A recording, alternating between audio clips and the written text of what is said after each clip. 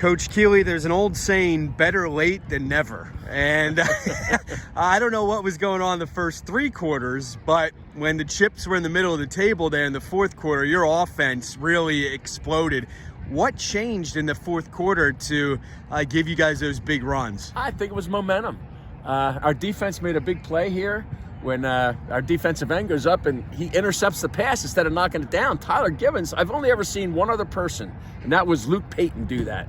And Luke's playing college ball now. And he went up and caught that ball like that. It just gave us a spark that we just started playing a little bit harder. And, you know, Christian was able to get a few more yards out of his runs. Luke had a good run on that possession coming down the field that sparked some energy. And then JJ just broke it. And that's, you know, if you stay persistent and you keep at it, you know, speed kills, and we have our share of speed, and those kids, you know, they saved it for the end, but they used it in the end. And now Luke's catching touchdown passes, so we know he has some good hands, right?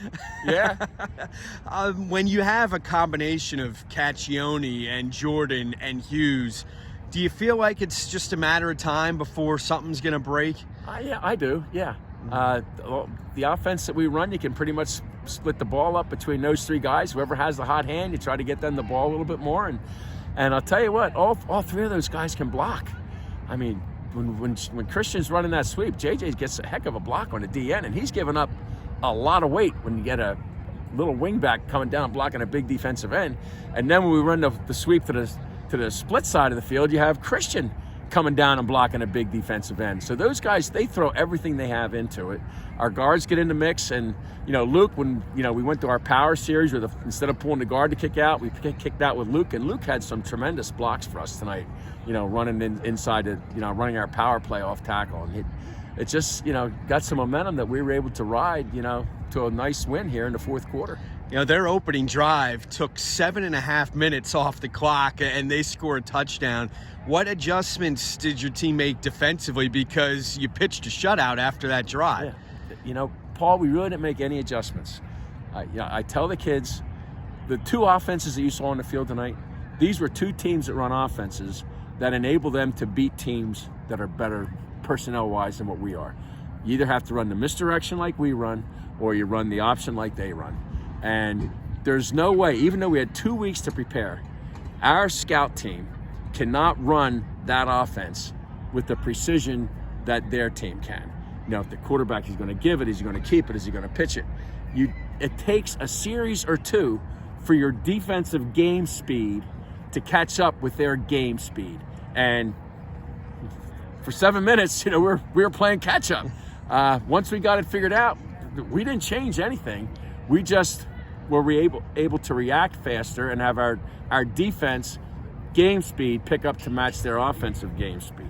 You mentioned the interception by Givens, which was a critical play in the game, really got you momentum back in the second quarter, and then Caccione had the touchdown run right after that. But I thought Coazzo was in on a lot of tackles tonight. Huddleston had a fumble recovery late in the game that kind of sealed the deal. How about the play of some of those big guys up front for you? They were amazing. There's guys up front who got to perform to stop the dive. You know, when you're stopping the option team, those guys up front, you know, they have their assignments, and their assignment is get the dive back. And, you know, they're being blocked, and they got to fight through a block and get to the dive back. And, well, that's the story of this game. You know, if somebody's going to block you, you got to defeat the block and make the tackle.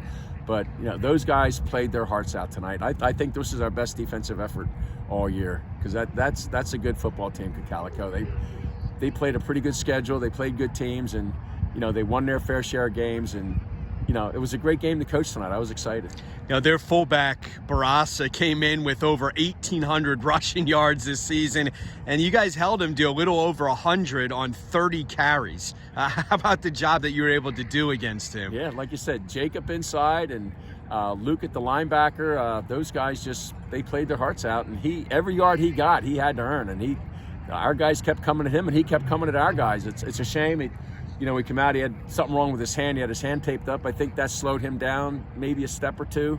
But he toughed it out. He kept playing, and that's what makes this game so great. You know, you get those little bumps and bruises, and kids keep on playing. They rise to the occasion. Whether it's football or basketball, usually when you get a 4 seed versus a 5 seed, it's a good matchup, and this one certainly was. How nice was it to be at home for this game? I think that's certainly an advantage to be playing at home in a 4 or 5 seed matchup. And we're here, our fans are here, we got a good following, a little better following here at home than we're on the road. And they have to travel, that it messes up their timing a little bit, but somebody has to travel, so we're traveling next week. Hopefully we can travel and get a win with the end of the travel. And Bishop McDevitt was a big winner tonight. Are you going to just enjoy this one for tonight and then get to work on them on Saturday? I've been coaching long enough that I enjoy the wins. Before I start worrying about the next opponent, I enjoy the win. And, a lot of young coaches out there, even a lot of older coaches out there, the game's over and they're thinking about the next week already, and, you're just going to burn out. I mean, you got to take some time to smell the roses. And if you don't take time to enjoy the win, because there's too much hurt that goes along with a loss.